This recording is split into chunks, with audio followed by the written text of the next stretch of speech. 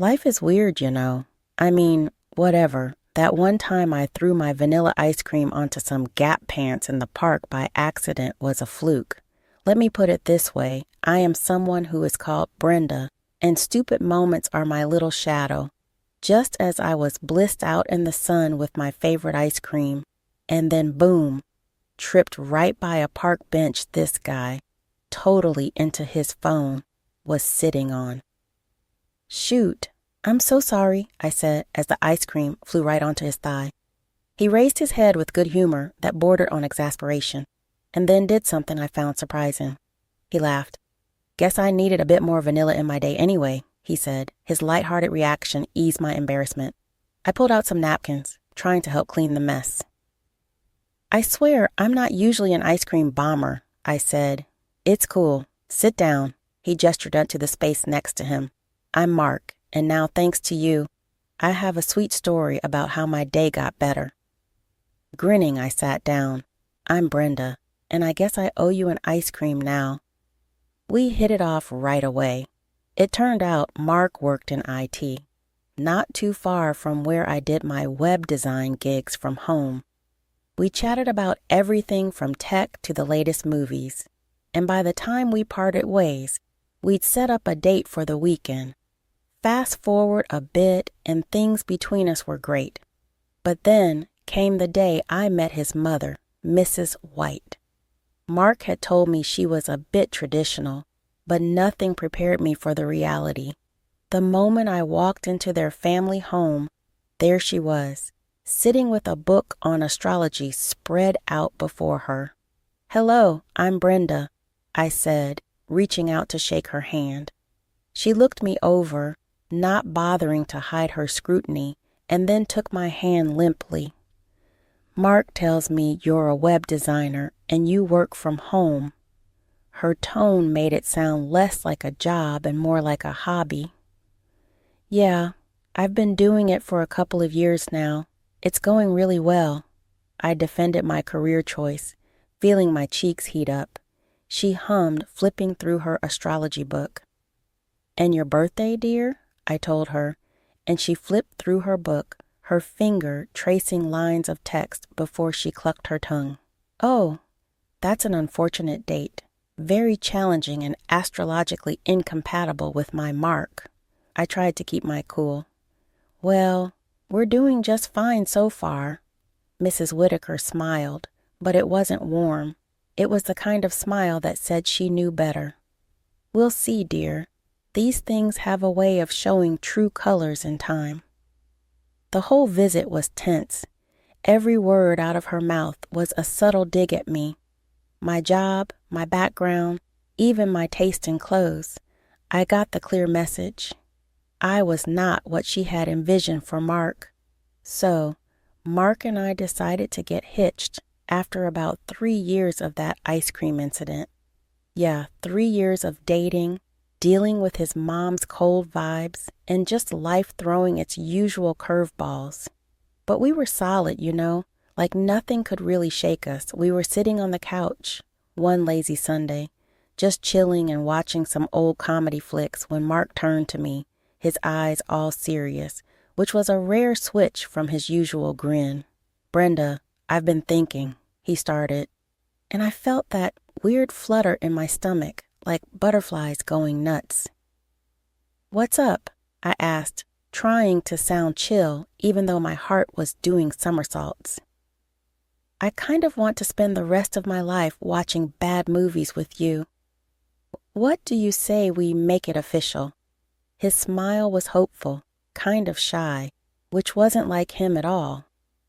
I laughed, more out of relief because, hell, I wanted this so much. Are you asking me to marry you without a ring? Mark Whitaker, damn right I am.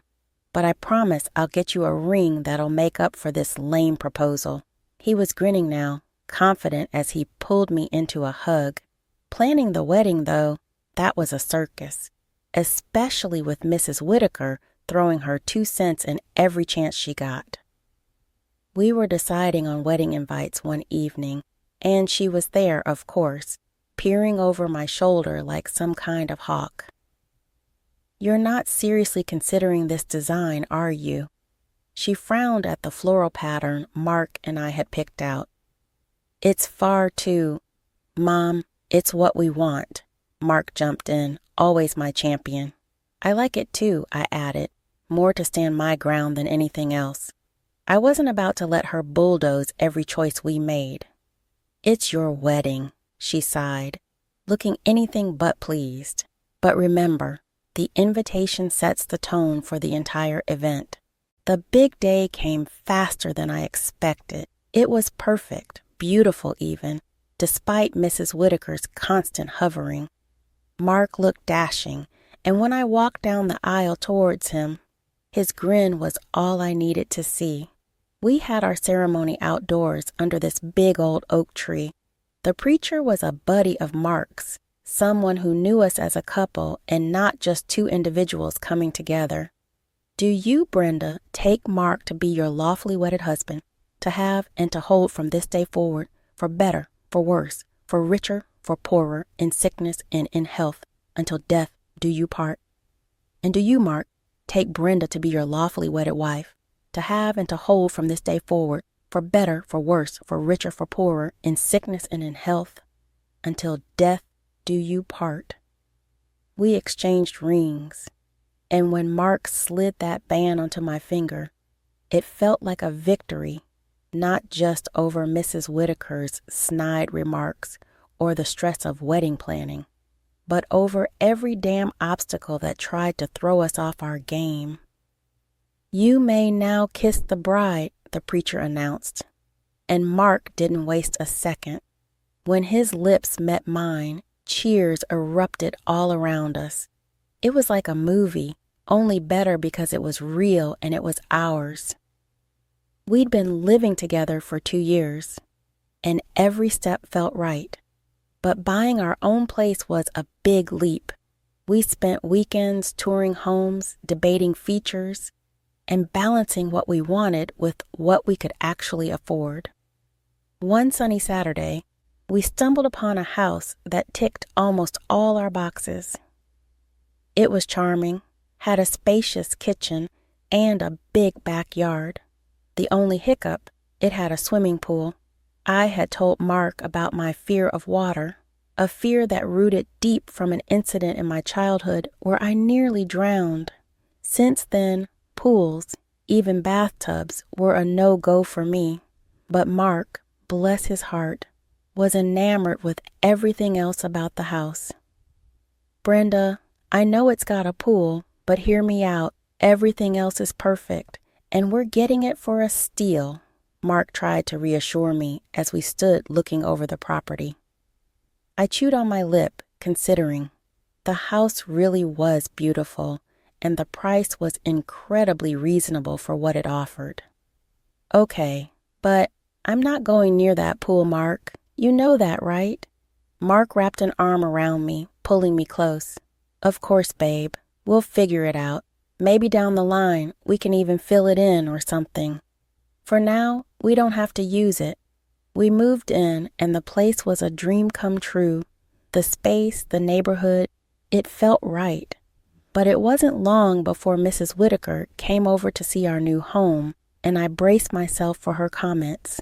She always had a way of making her disapproval known, especially about money and my job. As she walked through our new living room, her eyes scanned every detail, her lips pursed. Finally, she turned to us, her tone laced with skepticism. It's a big place, isn't it? Must have cost a pretty penny. Mark, you're sure you can handle the mortgage on this? Mark, ever the peacemaker, tried to smooth things over. Mom, we've got it covered. Brenda and I both put in for the house. It's not just on me. I chimed in, trying to assert my contribution, tired of the insinuation that I was just riding on Mark's coattails. That's right, Mrs. Whitaker. I work as well, you know. My web design job pays well, and it helped us get this place. She scoffed, clearly not buying it. Working from home on your computer all day? I don't see how that can bring in enough to afford something like this. It seems more like a hobby than a real job. The rest of her visit went by in a blur of tense smiles and changed subjects. After she left, I let out a long breath I hadn't realized I was holding. Mark wrapped his arms around me, pulling me close. Ignore her, Brenda. We know the truth. We're doing this together, and that's what matters. As days turned into weeks, our new house really started to feel like a home. I set up my home office, and it became my sanctuary.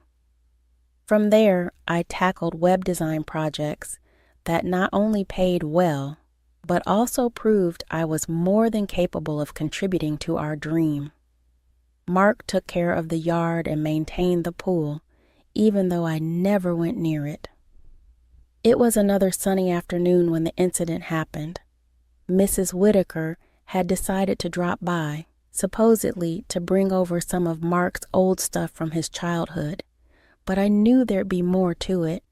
She always had a knack for turning a kind gesture into an interrogation. We were out in the backyard, me trying to make small talk, when her eyes fixed on the pool. Brenda, I never see you or Mark in that pool. Don't you ever swim? The question caught me off guard. I took a deep breath, deciding maybe honesty would shut it down. Actually, I'm afraid of water. Had a bad experience as a kid, almost drowned. Haven't been comfortable around pools or large bodies of water since. Her expression shifted from curiosity to something I couldn't quite place. Was it disbelief? Disdain? Whatever it was, it didn't feel supportive. Well, that's just unusual, isn't it? A grown woman afraid of a little water, she scoffed, and I felt my face heat up in embarrassment. I tried to laugh it off, but the conversation left a sour taste in my mouth. Later, I found out that it wasn't just a sour conversation. It was the start of a rumor mill. Mrs. Whitaker, in her infinite wisdom, had decided to share my fear with her circle of friends and family, embellishing the story to make it sound like I was mentally unstable because of my phobia. The news came back to me through a friend who'd heard it from someone else. Brenda, is it true what they're saying? That you're too scared to even look at your own pool? Hurt and betrayed, I didn't know how to respond. I confronted Mark. He was curious when he heard about it. She did what? That's it, I'm talking to her. This has to stop. Mark confronted his mother, and the fallout was epic. He told her in no uncertain terms that her behavior was unacceptable. In response, Mrs. Whitaker's attitude only got worse. She accused me of being manipulative, of keeping her son away from her. One afternoon, she called me directly, her voice shrill and accusing. You're just trying to keep me out of the house. What are you hiding, Brenda? Meeting someone else while my son is at work? Her words were venomous, intended to wound. I was shocked. Mrs. Whitaker, that's ridiculous. I would never cheat on Mark. You know that, I said, but she was beyond reason. Oh, I know your type.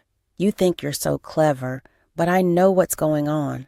I told Mark about the call and couldn't believe it. She said, what? Now that's crazy, Brenda. You know that's not true.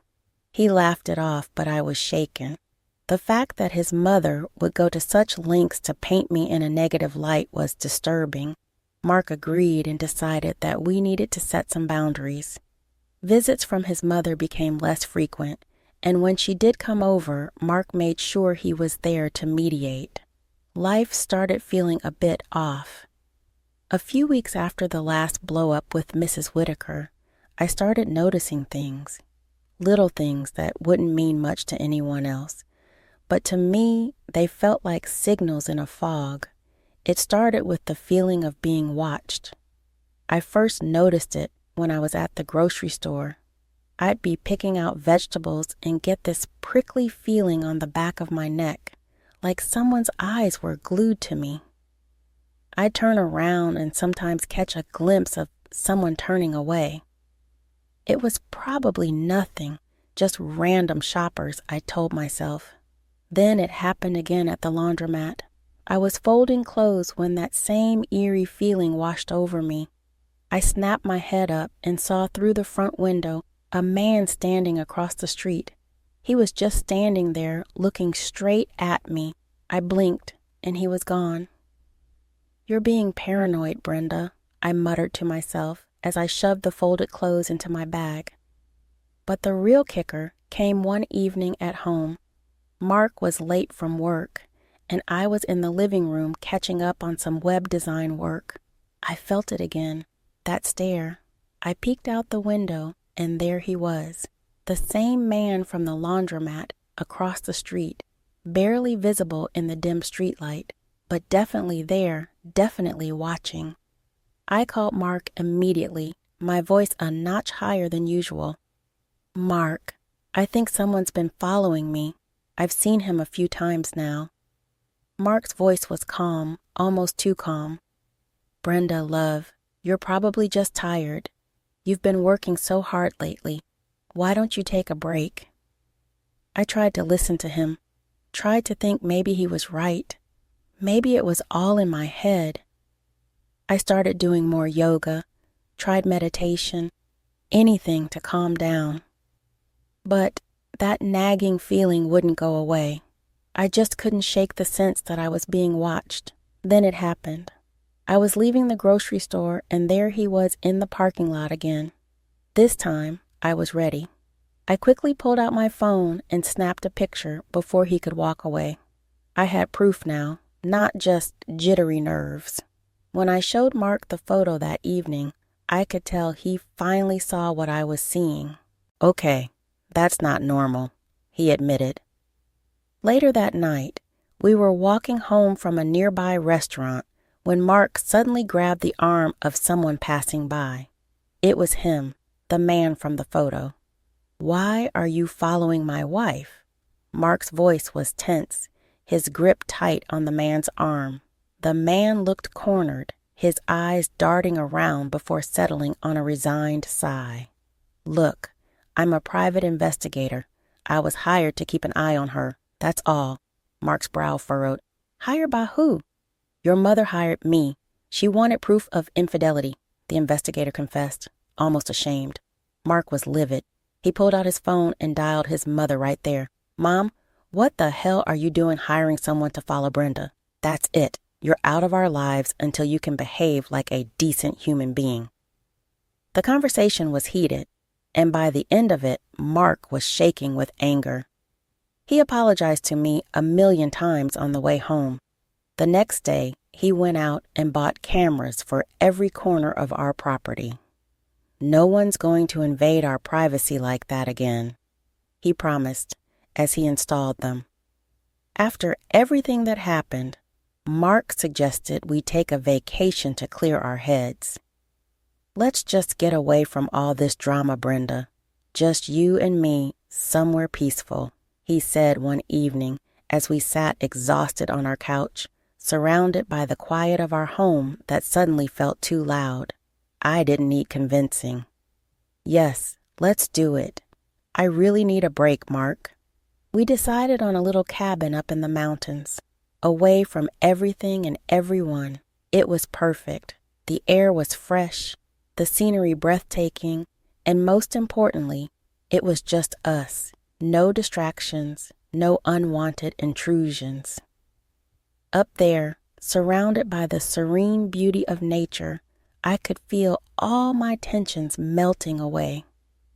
We spent our days hiking and our evenings cuddled up by the fire.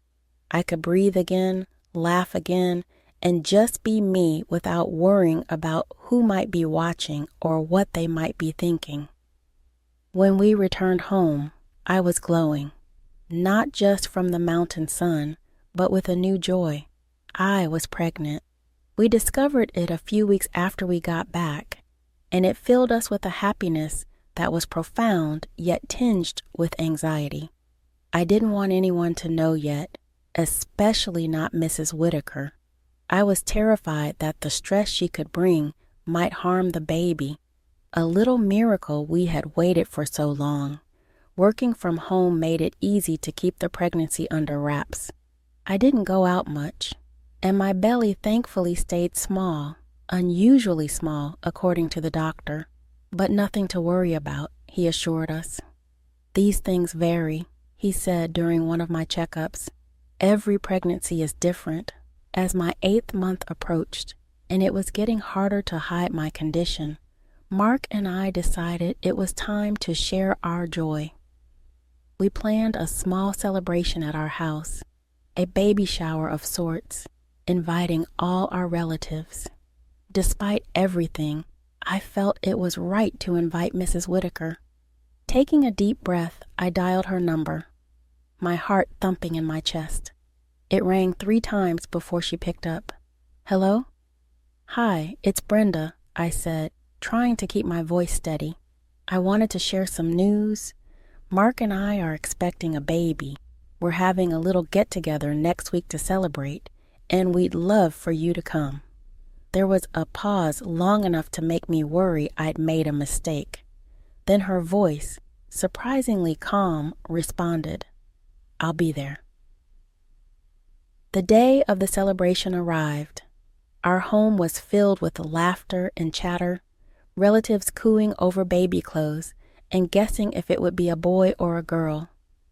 I mingled, my hand often resting on my small belly, feeling the gentle nudges of our unborn child.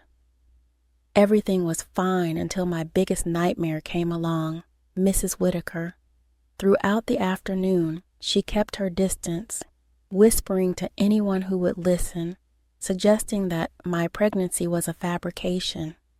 "Look at her," she would say spitefully. 8 months along and her stomach is barely showing. She's made it all up to trap my son and get at his money. To my relief, her words didn't take root. The guests chuckled among themselves, rolling their eyes at her wild accusations. They knew her history with me, her relentless disapproval, and took her claims as just another one of her absurd stories. But Mrs. Whitaker was persistent. "I'll prove it to all of you," she muttered as she stomped off. Her face flushed with anger or embarrassment, maybe both. Feeling a mix of dismay and a desire to finally put an end to all this nonsense, I followed her out into the courtyard near the pool. "Can we just talk?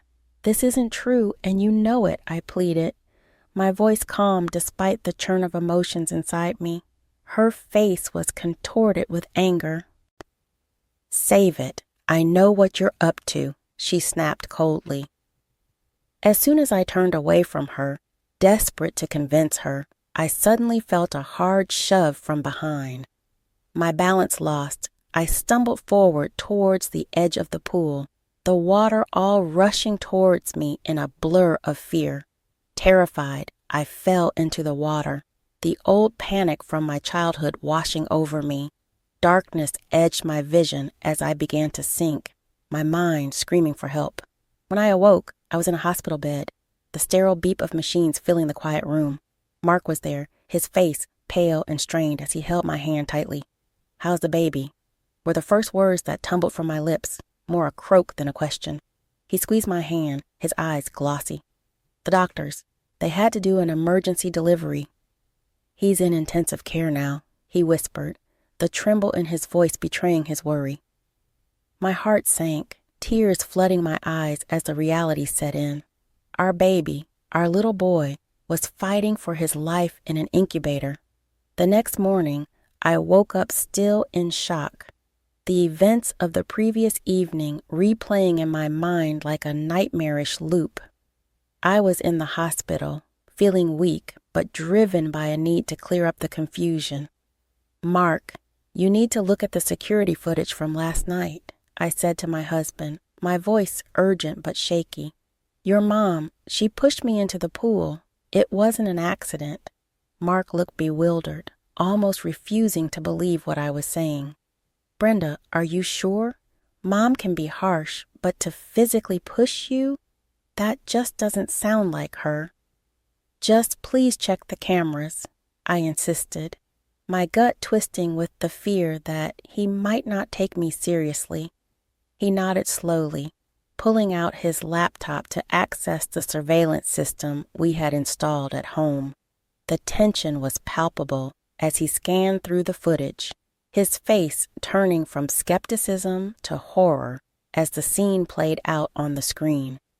"God, Brenda, I'm so sorry. I can't believe she would do this," he stammered.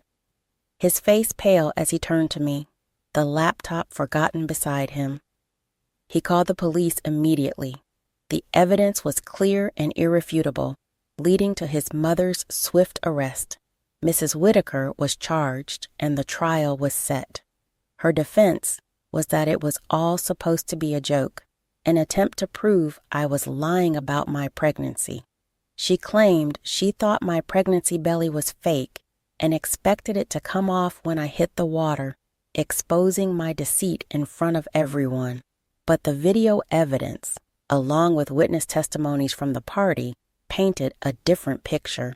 The jury didn't buy her story of a harmless prank gone wrong. She was found guilty of assault and reckless endangerment. The judge was stern as he delivered her sentence of 3 years in prison. He also ordered substantial financial compensation for the medical bills and rehabilitation costs for our son, who had been born prematurely due to the stress and trauma of the incident.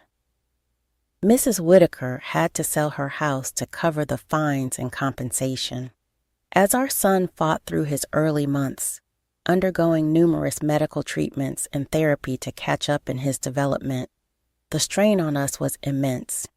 Every day was a battle filled with hospital visits, therapy sessions, and constant worry. But gradually, with relentless care and an array of medical interventions, he began to thrive. Throughout it all, Mark and I grew closer. Our bond was fortified by the trials we faced together. Our love for our son and for each other deepened in ways I couldn't have imagined.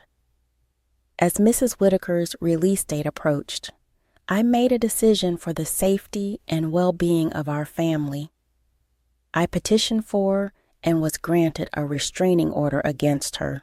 It prohibited any contact with us, and especially with our son. It was a tough decision, but necessary. The safety of our child was our top priority, and we couldn't risk any more disturbances in our lives. One evening, as we put our son to bed, Mark looked at me with a soft smile. "You know, despite everything, I feel lucky. We have each other, we have him, and we have a future." It was the end of a harrowing chapter, but more importantly, it was the beginning of a new story for us, one filled with hope, healing, and happiness.